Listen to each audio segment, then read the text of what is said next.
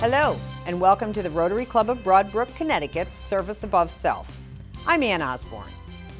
Rotary International is a worldwide organization of over 1.2 million volunteers that provide humanitarian service, encourage high ethical standards in all vocations, and help build goodwill and peace to the world. This time on Service Above Self, we will be watching stories from the Rotarian video magazine. The Rotarian video magazine highlights just a few of the ways that Rotarians have touched the lives of people in our own communities as well as those around the world. India is a nation with a population of over 1 billion people. Although it is becoming a superpower, it still struggles with poverty, hunger, and disease. Through the help of Polio Plus clubs, polio has almost been eradicated in India.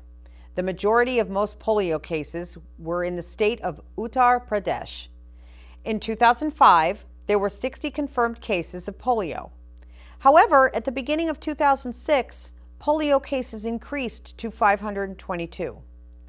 With the help of Rotarians and numerous other organizations, a National Immunization Day, or NID, was planned. Within one day, over 100,000 people were given the oral polio vaccine. The cost of the vaccine is minimal compared to the huge impact that polio can have on these communities. It is the hope of Rotary Worldwide and their Polio Plus campaign to be able to eradicate polio in the not too distant future. Following this story, we will take a brief virtual tour of the exhibit titled Whatever Happened to Polio, which is on permanent display at the Roosevelt Warm Springs Institute for Rehabilitation in Georgia.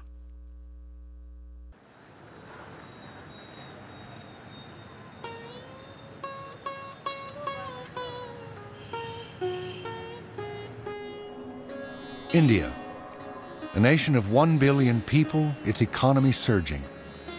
A nation on the verge of becoming a global superpower. But also a nation struggling against poverty, hunger, and disease. The Polio Plus Committee of Rotary International has made India a prime target in its campaign to eradicate polio worldwide. The nation's Rotary clubs, more than 2,500 strong, have joined the battle and helped cut the rate of infection by more than 99%. Now, as victory appears within reach, the stakes have never been higher, nor the challenge greater. If polio is not eradicated, it'll come back as strongly as it ever has in the past. No child anywhere in the world will be safe.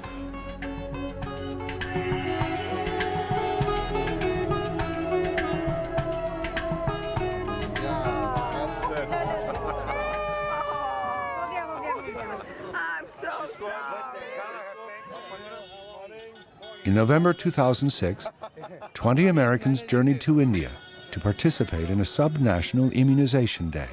My wife Charlene said one day, we've given a lot of money, our district has, but we've never seen this thing and we've never been there.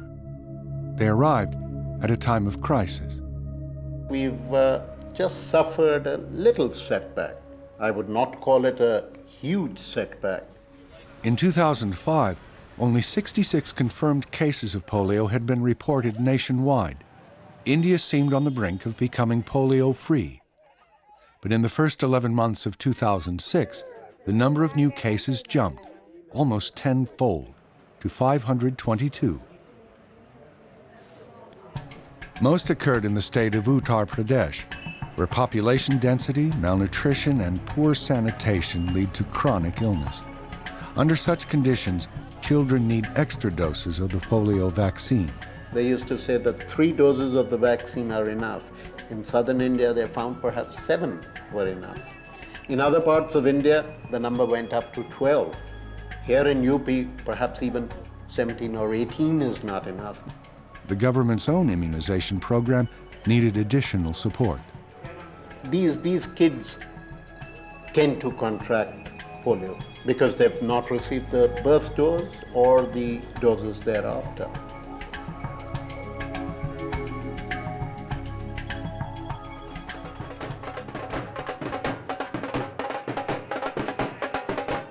So, on November 12th, the India National Polio Plus Committee helped stage the year's 8th immunization day.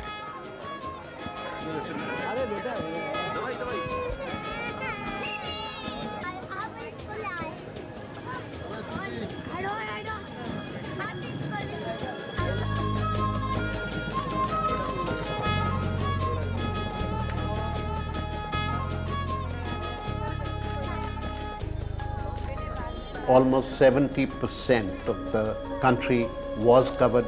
What we are doing here is really trying to supplement the routine immunization. In Uttar Pradesh alone, health workers dispensed polio vaccine at more than 100,000 immunization booths. In the industrial city of Moradabad, the city's 13 Rotary clubs sponsored 65 booths and provided support to more than 2,800 others. It's incredible. With not too many dollars, these Rotarians and our partners in the World Health Organization and with UNICEF and the state of India are doing a tremendous job, very effectively, very efficiently. Thank you very much. My president.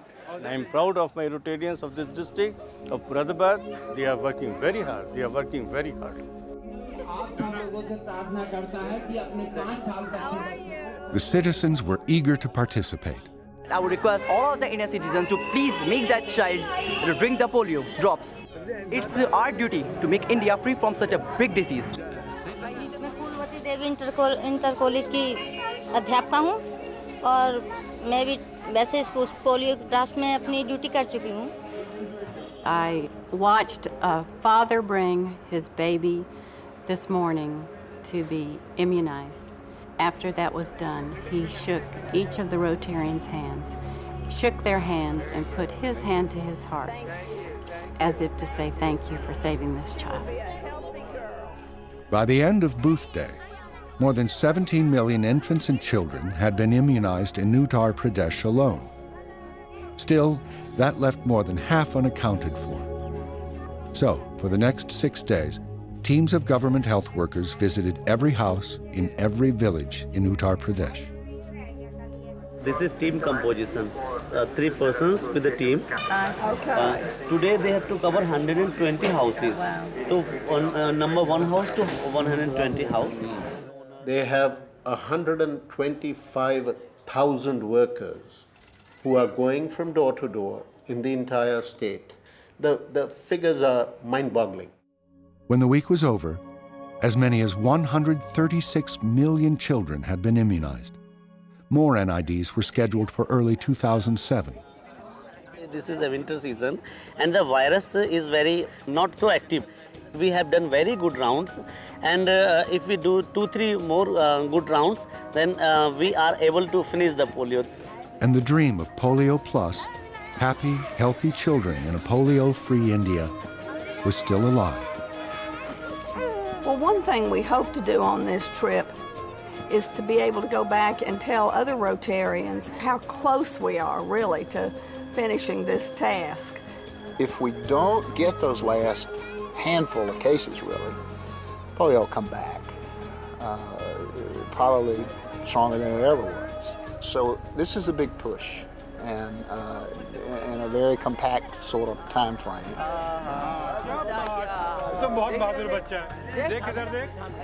99% of the job is done. We cannot give it up only at the last hurdle. We've got to cross that hurdle.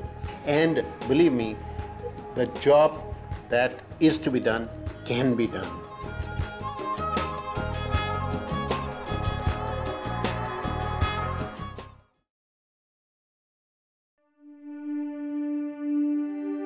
My name is Catherine Ott. I'm the project director for this exhibition, Whatever Happened to Polio.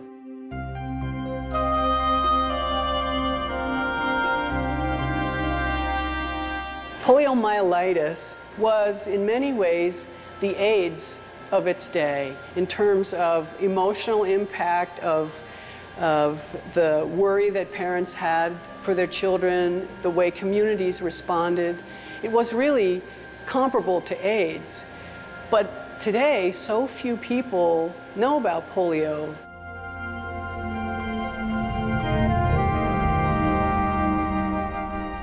The exhibition was created in recognition of the 50th anniversary of the announcement of the Salk vaccine back in 1955. We have, in our collections at the Smithsonian, we have a lot of original vaccine artifacts from the clinical trials, and we thought it would be a great opportunity because of the 50th anniversary to look at the issues surrounding it, what happened before, leading up to it, what has been the result, the long-term influence and consequences of that vaccine.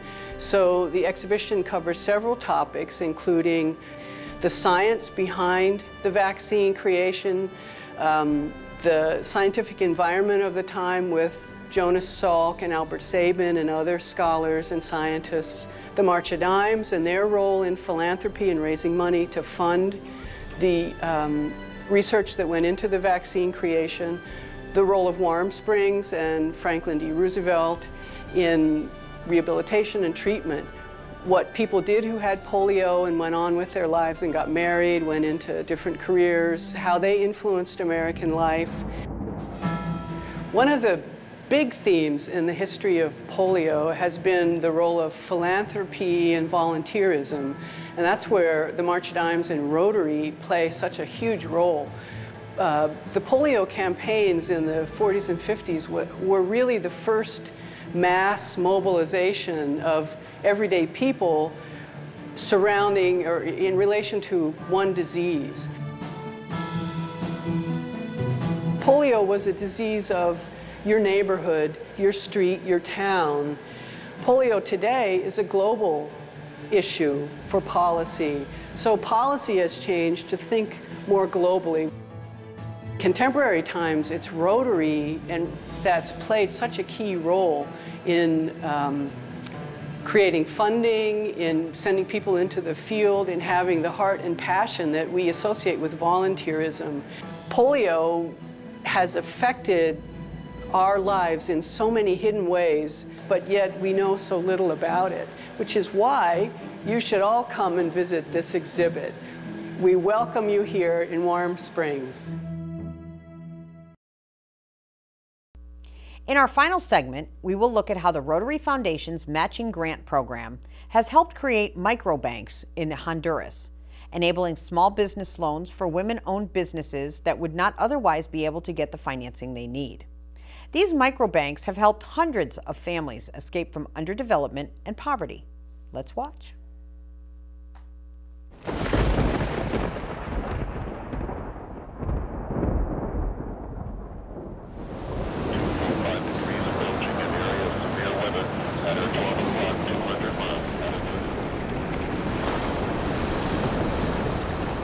The stream was coming down with wood and debris. We went to higher ground so the waters wouldn't reach us, and we left with the children in a small car we had. And that is the only thing we could save. Everything else was flooded. We lost our clothes, our utensils, everything.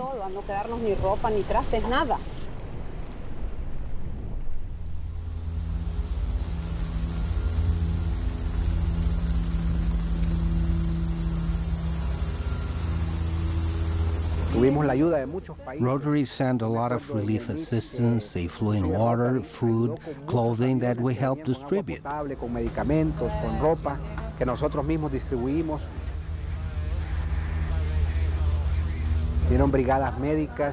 We also got a lot of help to rebuild homes.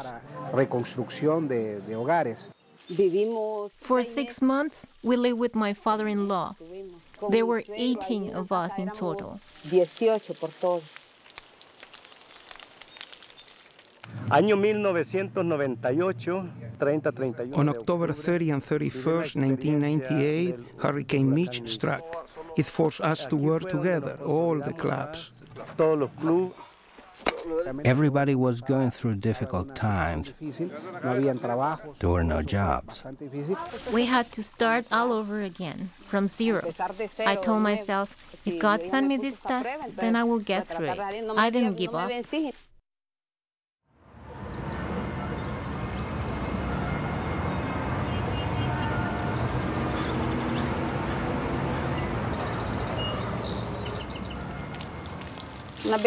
Some neighbors told me one day when I was in Tegucigalpa that there were some foundations that were lending money. So I told them that if I had a loan, then I could start a small business. So they introduced me to the people from the foundation. And that's how I started little by little to be able to work.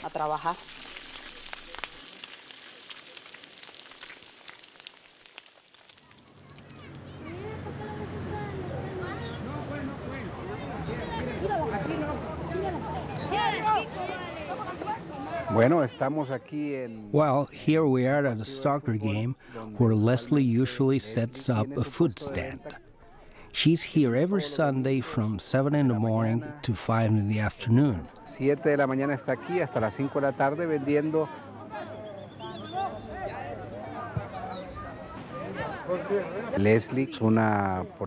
Leslie is one of the recipients of the Rotary Community Loans.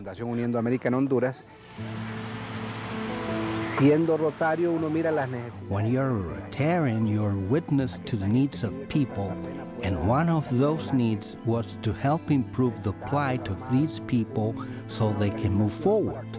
We committed ourselves to set up an organization to provide microfinancing.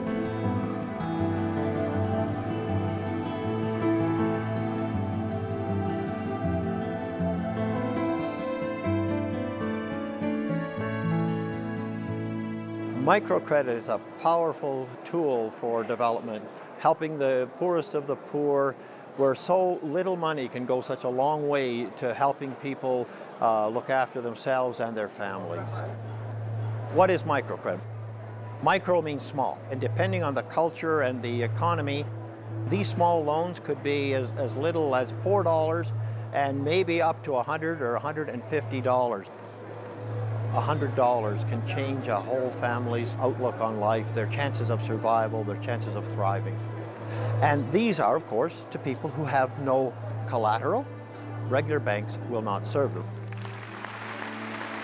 I am pleased to welcome the recipient of our Rotary Award for World Understanding, Dr. Mohammed Yunus.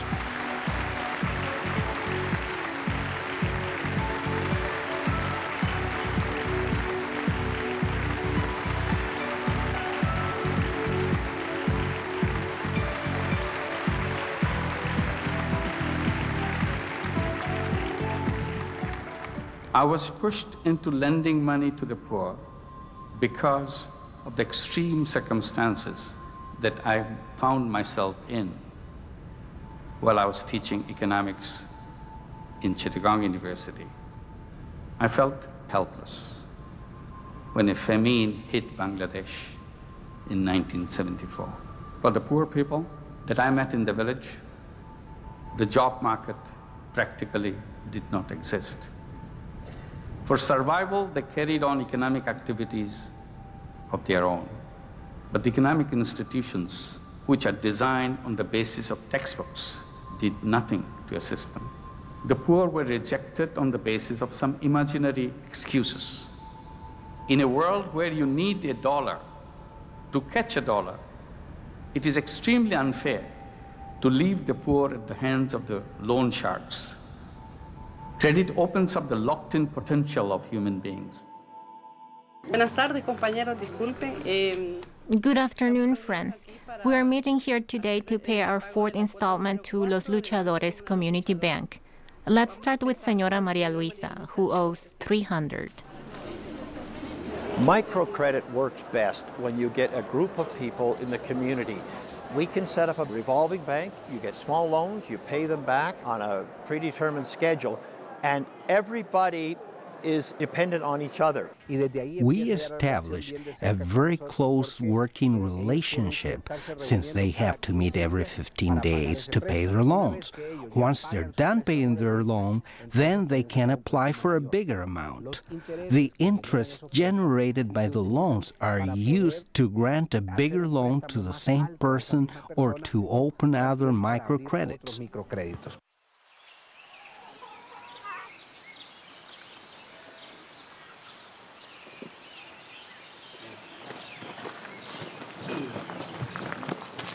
Esta es la casa, mira, para el mes de Mariana.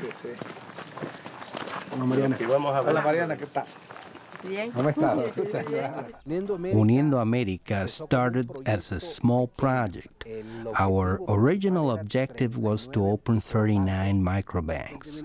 Tell me something. Going back some time ago, what happened with Mitch? How did Mitch affect you? When Mitch hit, all this was cracked. Water was all over the house. All the clothing was a mess because there was no sun, no nothing. No electricity, no water, nothing. Even my kids got sick because we were drinking water from the puddles over there. I started working again after a couple months, but that day I didn't go to work because I couldn't cross. How did you learn about Rotary Microcredit? I learned about them when, on one occasion, they came to set up a group. That's when I started. I started with them. How much was your first loan? 3,000 lempiras. I needed for the business to make a product. I had been doing soy products since then. I also sell cosmetics and clothing to help with the house and the kids.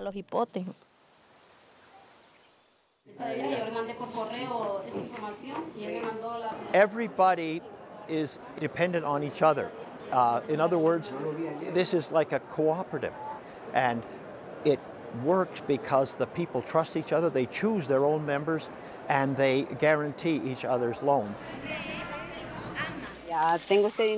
I borrowed a little to be able to repay it on time. I told myself, now I have this money, I invested it, I started to sell fritters, and I ground flour and sold tortillas, and that's how I was making the bank payments.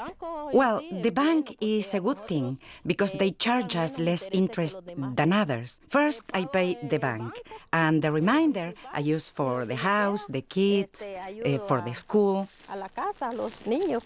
Para la colegio.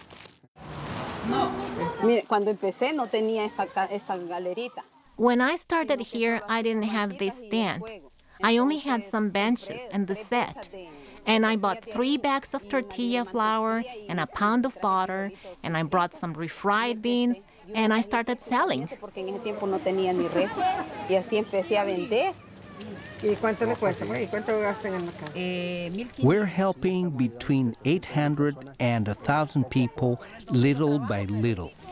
Ya me resulta, ya hago para pagar el banco. Leslie has been an excellent associate of the community banks.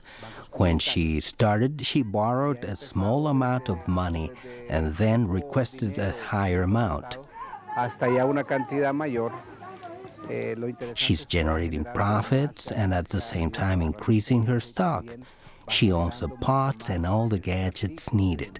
She's even able to buy more supplies to increase her profits. And with that, she can send her kids to school, make improvements to her home, and above all, survive. Y sobrevivir sobre todo. The loan has allowed me to send my children to learn a trade.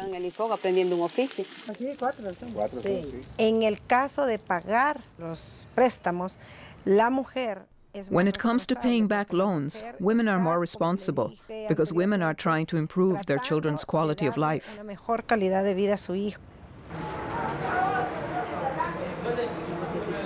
Me ha ayudado porque he ayudado a mis hijos a salir. It has helped me because I have helped my children finish school.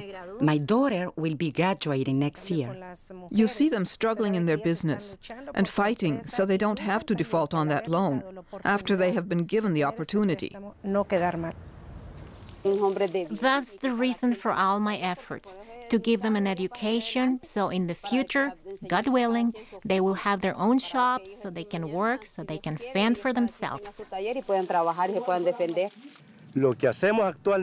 What we are doing with Uniendo America is very important. We are helping people escape from underdevelopment and poverty. No, yo me sentí feliz. I was very happy. I had the hope that we could prosper. The part I love the most is when we give the first loan, seeing the satisfaction on their faces, how their worlds open up. Y ellos veían como que el mundo se les abría First, I need a place, and then I will apply for a good loan to buy all the necessary equipment to set it up. Sí.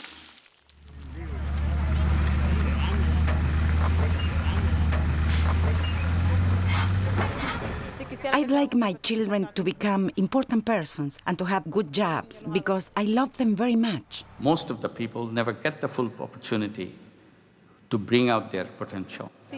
Me and the other mothers come here not because we want to, but because we have to. I strongly believe that if we can create appropriate institutions to allow people to explore their potential, we can create a poverty-free world. For them to see that their quality of life has been changed, that we have somehow improved it, that needs were fulfilled. Now we will be forming another group because it is very profitable.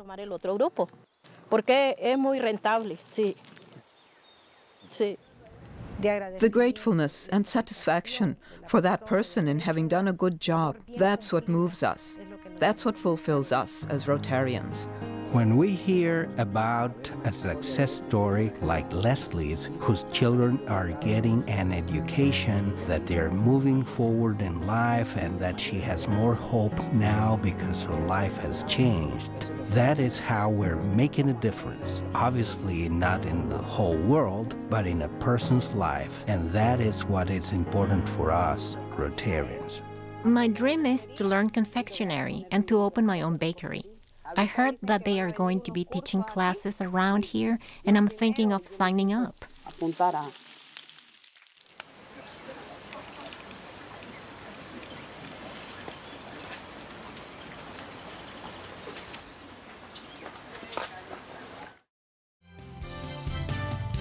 Thank you for watching the Rotarian Video Magazine on Service Above Self. For all of us here at Service Above Self, I'm Ann Osborne, reminding you to go out, find a worthy cause, and lend a helping hand in your community. We'll see you next time.